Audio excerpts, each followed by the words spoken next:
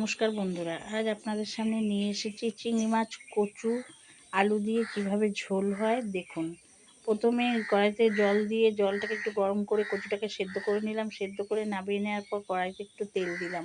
তেল দিয়ে চিংড়ি মাছগুলো নুন হলুদ দিয়ে ভেজে নিলাম। ভেজে নেবার পর নামিয়ে নিলাম। নামিয়ে নিয়ে আবার একটু তেল দিলাম। তেল দিয়ে পাঁচফোড়ন শুকনো লঙ্কা ফোড়ন দিলাম।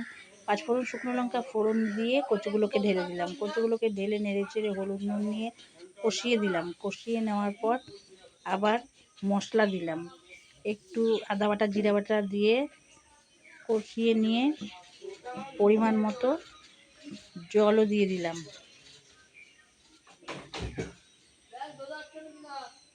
পরিমাণ মতো জল দিলাম, একটু লঙ্কার গুঁড়োও দিয়েছিলাম, লঙ্কার গুঁড়ো দিলে কালারটা সুন্দর হয়।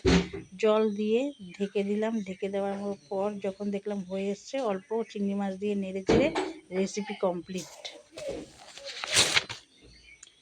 আমার এই ভিডিওটা আপনাদের যদি ভালো লাগে তবে এই ভিডিওতে লাইক, কমেন্ট, শেয়ার এবং সাবস্ক্রাইব করে আমার পাশে থাকবেন।